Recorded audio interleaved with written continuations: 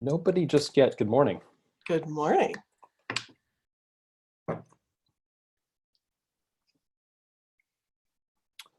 Good morning, Denise, Lim, Chris Logan. Thanks for joining us. We're going to go ahead and get started. Good morning, Amy Lassen.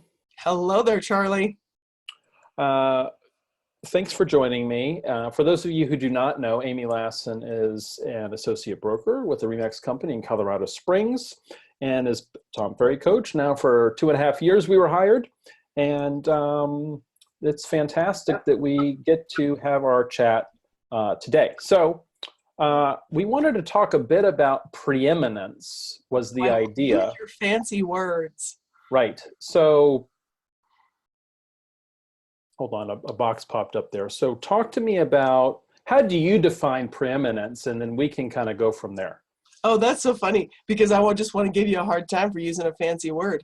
I think, this whole conversation was a springboard from an interview that Tom Ferry had. Yes. Abrams. And yes. So for me, preeminence is his word. I would probably choose a different one. But when we talk about really, really being a standout and having a high level of professional intention for your career, that's to me what we're talking about today. What would you say, Charlie? Being the go-to in a market, right? So there's no doubt about, I want to sell my house, and in this neighborhood, this guy is the guy that 90% of the people go to. Yeah. His yard signs are everywhere, yeah. right? He is the preeminent salesperson for the neighborhood, the market, the city, whatever. And I think that that's all what we're striving for, is becoming preeminent, right? Okay, fantastic. So part of that is, and I'm going to look down at my notes, is asking, Jay was saying that step one is deciding to no longer be mediocre. And I thought that was interesting, because I don't know that there's too many agents out there that are operating thinking, well, I'm pretty mediocre at this, and I'm okay with it. So it's— Are you sure?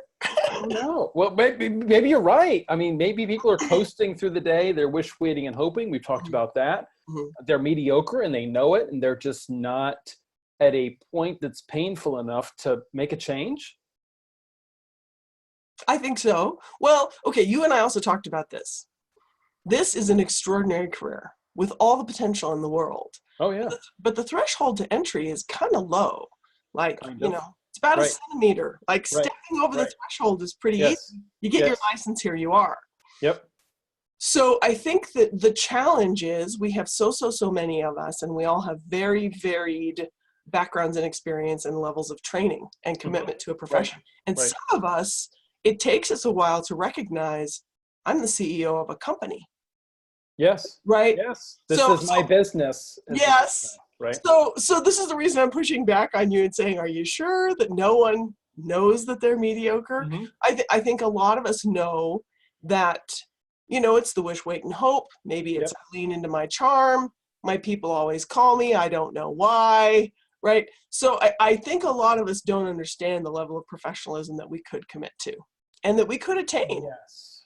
So we may not have the mindset of a mediocre agent, yet we're not operating with preeminence, perhaps, right? So one of our viewers is saying they treat it as a job instead of a business. Well, heck yeah. There you go, Chris Logan. Appreciate the comment. And there's actually, I was thinking about Redfin the other day. And those agents, it's a job. It's not a business. The business belongs to the mothership of Redfin, right? It's literally a job. Yet everybody else, or most other agents that are with RE/MAX or other companies, this is a business where our only limit is time. Ultimately, our only limit is time. There is no income limit. Our only limit is time. Sure. So I appreciate the comment, Chris, and appreciate your thoughts there, Amy. He goes on to saying, a way to become preeminent is asking the right questions. We're always talking about asking more questions. I mean, I bring this up every week with someone, right? Pause. And when you want to say something, ask another question. And it's so hard to do because there's so many type A personalities in this business. We have a lot of experienced people, certainly within our company, and I hope that there's others watching, and certainly with other companies. But we're so used to people coming to us for advice, and us just giving it to them, Sure, instead of pausing and asking another question. And I've been challenging people to put a sticky note up, right, just on your computer. It doesn't even need to say ask more questions. The blank sticky note, right, is like to ask more questions. And every time you look at it, or even maybe a lame rubber band on your wrist. And when you glance down at your wrist, it's, I got to ask more questions. So Jay why? was talking about why. Why? Because oftentimes we think we know the answer when we don't truly know the question. Does that sound philosophical? Well, I think it's 100% true, Yeah. but I think it really, I hope those listening will understand that it takes practice to come to realize how true this is. And you said some of us are type A's. I think some of us are insecure, and I'm not trying to be unkind, but when you're in a sort of a dancing moment, like, ooh, can I convert this lead? Can I convert this person? Do I know the sexy, fantastic answers? Do I know what to say? Yeah. And they say, I want a main level home in such and such area. You say, awesome, I've got that, right? So those listening, I hope you understand, that's going to feel like you did the right thing and you missed an opportunity to say, interesting, tell me more about that. Right. So what Charlie and I have learned through our coaches training is there are so many layers, and so much becomes possible when you say, interesting, tell me more about that. Right. I just wanted to clarify for those listening what makes a one-level home appeal to you. Oh, we have a disabled daughter. Wow. Boom, right? Layers. Asking more questions. So he talks about asking the right questions. And I would say start by just asking more questions. Sure. Right? Because the more questions you ask, the more probing you do, the better the chance of you asking the right question or getting to the right answer. Sure. He talks about listening, really listening to the answers. And again, it's easy for us, for people in general, when you're having a conversation with someone, to be thinking of the next thing we're going to say, right? We do it all the time subconsciously. You're talking, I'm half listening because I'm thinking about what I'm going to say. If we're asking more questions, I think we're probably less apt to do that. We don't have to formulate an answer. We're just asking another question. So I like that. It's really listening and hearing the answers. And then he says, and we've heard this before, to be interesting is to be interested. Right. And we've heard that before, going to a networking event and, or a party or whatever. And, the people that are most skilled at those events are the ones that are the most interested in listening to what people have to say and asking more questions. And suddenly you can have a whole conversation with someone. And there was an example of this, and I can't remember who did it, but you went to a party and you had a conversation with someone and they're like, great, it was great talking to you. And you didn't say anything. You just asked questions and they talked about themselves the whole time because that's what we all like to do. Yeah. Right? Yeah. He talked about buying criteria, what and why, and going deeper there. We kind of just did it a minute ago with the one level home. And it's not just a house. And I think that this is a place to almost get into this with some marketing. It's what this structure, right, is going to bring your family great joy, purpose. He said, an appreciating asset, which is good for certainly the analyticals, but you're going to raise a family here, right? You're going to have wins here. You're going to celebrate birthdays here. You're going to mourn tragedies here. I mean, it's not just a box with windows. And I was thinking, being able to market that idea and market the emotion of a sale, it's already an emotional business. We've talked before, or I've talked with others about, the big difference between residential real estate and commercial real estate. Commercial, there is no emotion. Not it's really. just the numbers, that draws a different personality as a practitioner. And on the residential side, it's, it's all emotion, really. Sure. There's some finance to it. You know, I don't want to have to drive an hour to get to work and this and that, but it's all about how it feels, Sure. not just the numbers. Mm-hmm. And, you know, how can you, and this is maybe a topic for a future show, how do you market around that feeling? You know, that is totally, and we should do that. yes. So, preview for those watching, we will totally do a show on selling the lifestyle, because that is something that so many of us are so bad at doing. And I teach Facebook marketing. And so I would love to dig into that. I like it. And then telling our story, not reciting our bio. Mm-hmm. So on our listing and buyer presentations that we're offering for just $99 a piece still as our little winter special, we ask for the associate's story.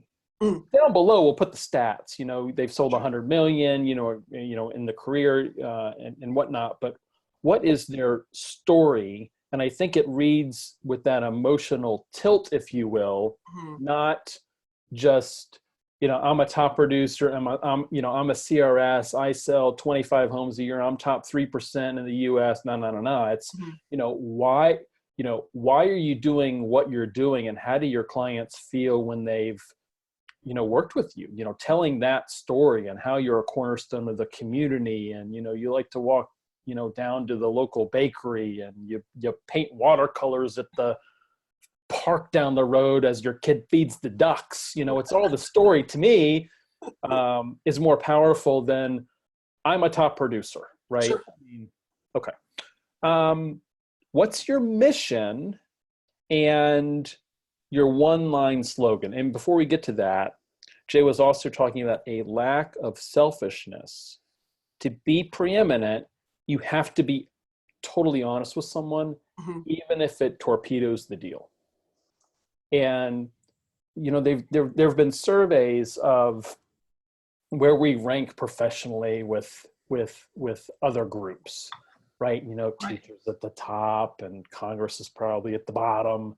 And we're like right around the used car salesman, if I recall, right? Because it's like, you know, we approach people with commission breath, as Tom would say, and it's all about the deal.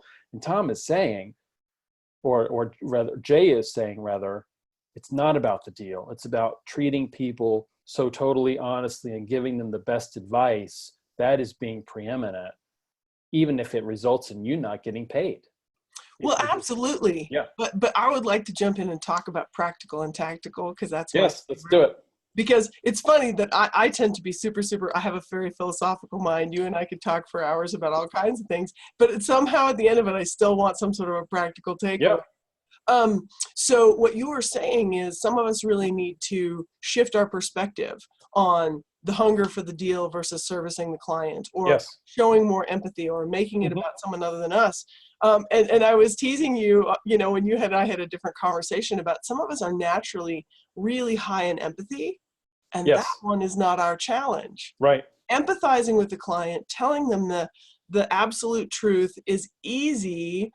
Maybe being more proactive about our sales discipline is the challenge. But here's what I want to challenge everyone listening to understand, is that no matter whether you're a hard driver, a natural analytical, a joyful expressive, or a really sympathetic, amiable, the only way to tell the truth and service the client is to follow really diligent systems. Yes. Because here's the truth. I think we can all believe we're telling the truth. And what is your truth? Right. And maybe I'm being too philosophical now, but unless we've done really incredible due diligence, sometimes our truth may not be the truth. Okay? I like that. This is an incredible deal. Oh, this is an amazing deal. You got to close on it, baby. It's a great deal. Right. How do you know it's a deal? What sort of data are you pulling? Or, run, baby. Run. Structural, one crack, we're out of here. Yeah. Do you know that side of the town? Right. Do you know the market? Do you know what it would cost to repair that crack?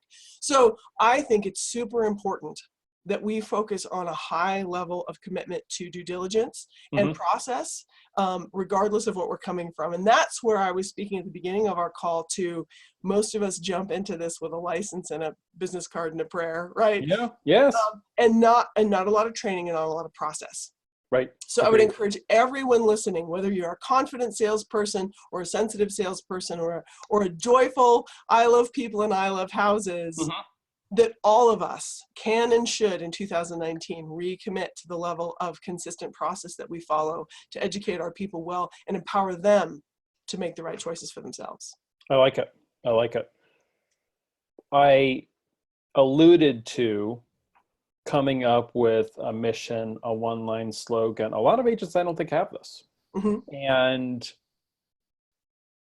we were discussing the other day, Mm-hmm. trusted advisor for life, Mm-hmm. care, protection, well-being, empathy, all of these kind of buzzwords, if you will. Mm-hmm. And the idea of being the trusted advisor for life, and also perhaps having your clients help define what that means for them. Mm-hmm. So I was having a conversation with another agent the other day about becoming preeminent. And she was like, what's some of the stuff that, that we could be doing? Mm-hmm. And I said, what if you called your clients and asked? And she said, you mean just ask the client what they need? Yes. I mean, so we can define it. Sure. But, so maybe throughout the client relationship of, I really want to earn your trust, Mm-hmm. so I can be your advisor for life. Mm-hmm. And then we talk about what that is. It's all things home related. We've talked about that on previous calls, whether it's, you need a mover, you need a yard guy, you need an architect. When you think about homes, real estate, whatever, Amy Lassen is the first thing that comes up. That's Mm-hmm. that's the idea. And then maybe, after the transaction, you then readdress that. You'll recall me saying that I really wanted to become your trusted advisor for life with all things home related. Mm-hmm. What questions do you have, Mm-hmm. right, that maybe that I could answer for you about Yeah. real estate, et cetera, et cetera. So do you have more thoughts on either the slogan or the follow-up there? And then I also want to get to we talked about doing a preeminence letter, an overview of services and commitment annually, or maybe even more often, right, to the client. So that's more on the tactical side. But before we jump into that and your ideas regarding that, do you have ideas regarding this whole one-line slogan, trusted advisor for life, or maybe something else, that's just as appropriate?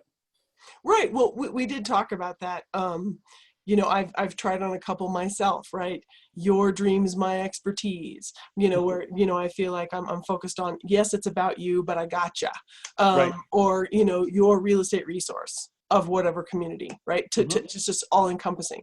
Right. Those are maybe too generic, right? Yeah. And so everybody can think about what really does say what you mean to say. But I think the most significant thing is your slogan, unless you're reciting it to yourself and everyone else on a regular basis, may or may not be enough of a North Star.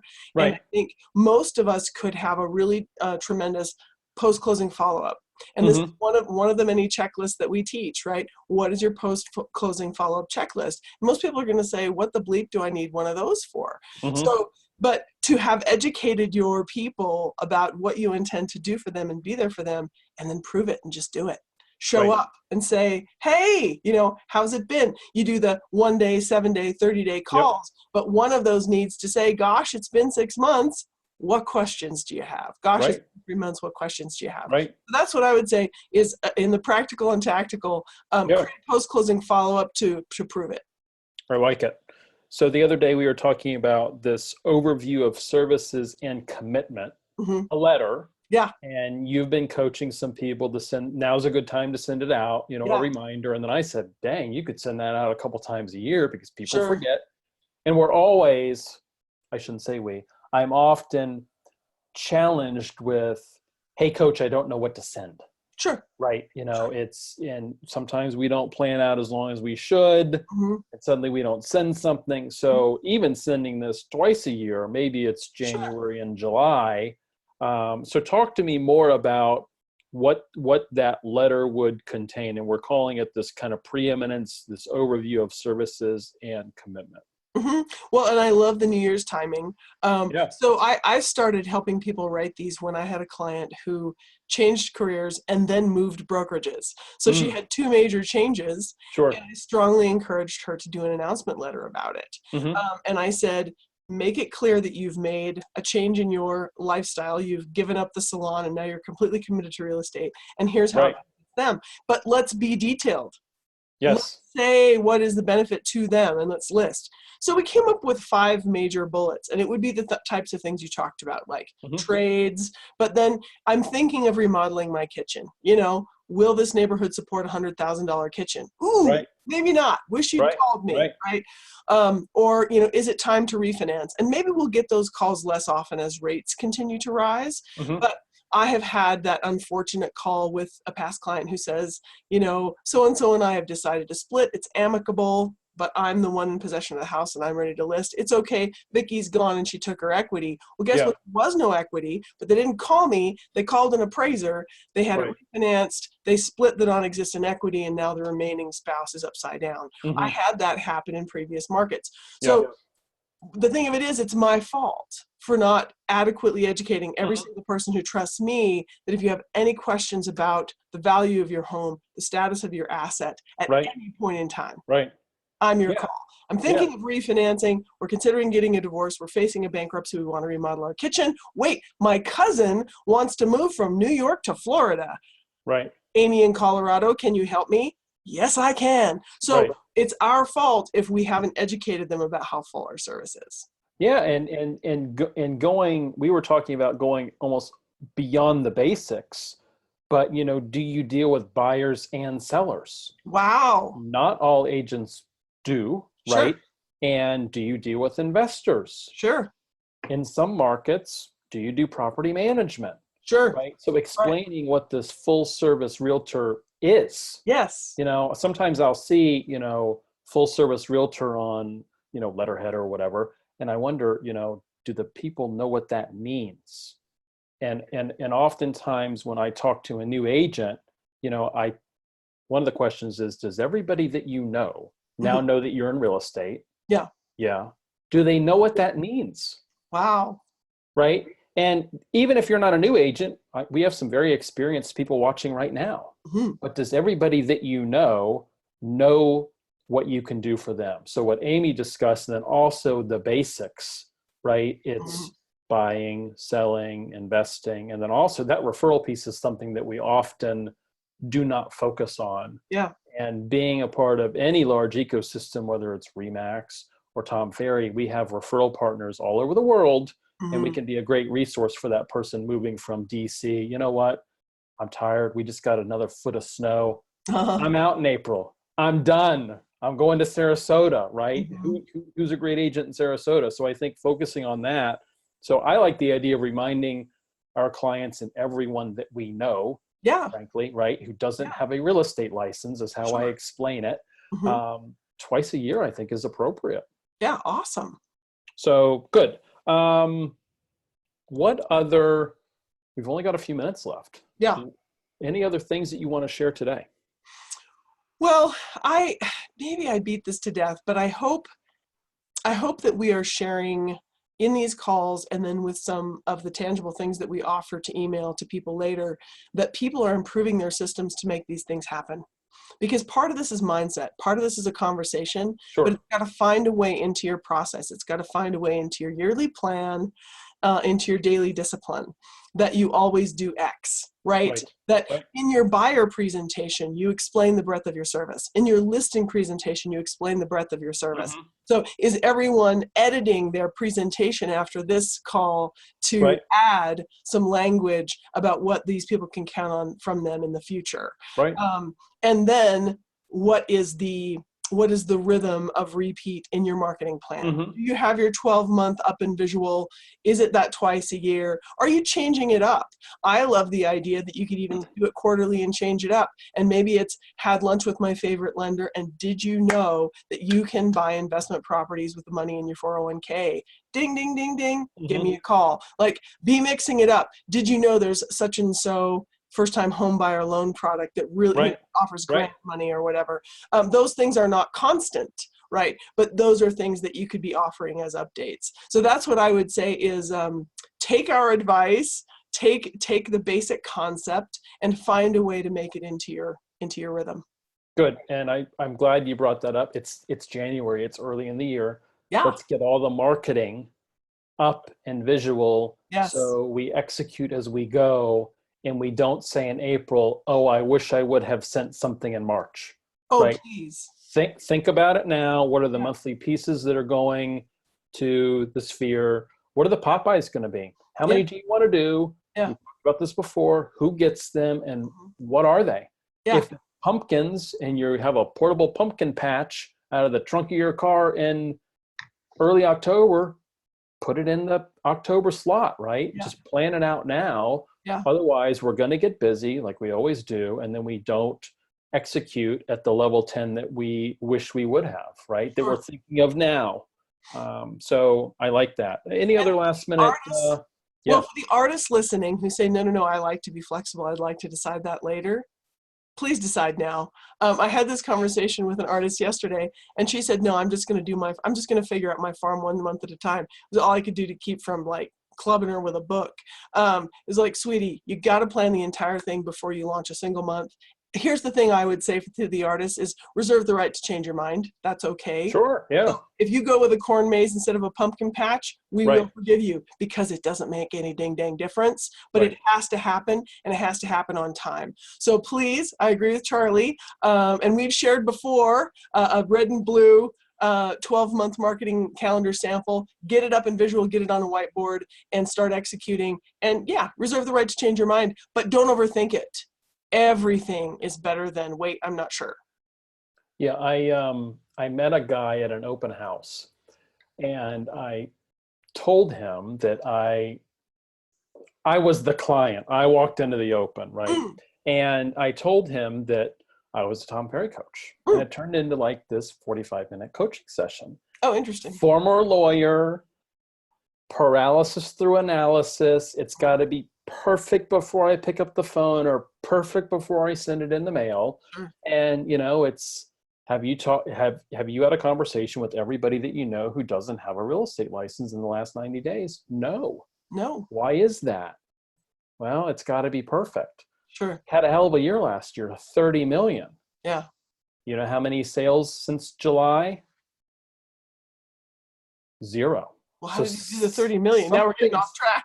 So something happened, obviously, right? Yeah. And, there were some excuses and whatnot, but he didn't have a plan, and he wasn't executing on the plan, and he wasn't picking up the phone. And he was, it's got to be perfect. Well, it doesn't have to be perfect, right? We're not expected to know every single answer, every single question. If we don't know, we can get the answer. Sure. So those of you that perhaps are watching, thinking that you're somehow unprepared to call your past clients a sphere of influence, my challenge to you would be start calling as soon as the show ends. Right. And those of you who have analysis paralysis, I would say go get a buddy and talk this through and then plan it out. Some of us can really come to some clarity by talking it through. I like that. Because you're right. It's like, yeah, but this is really bothering me. This seems crappy. I don't want to launch with this. Great. Go take a good agent to coffee and shoot some ideas around and pick a good one and go. I like it. As always, Amy, it was a pleasure. We will see you in 2 weeks. See you then, everybody. Bye. Thanks. Take care.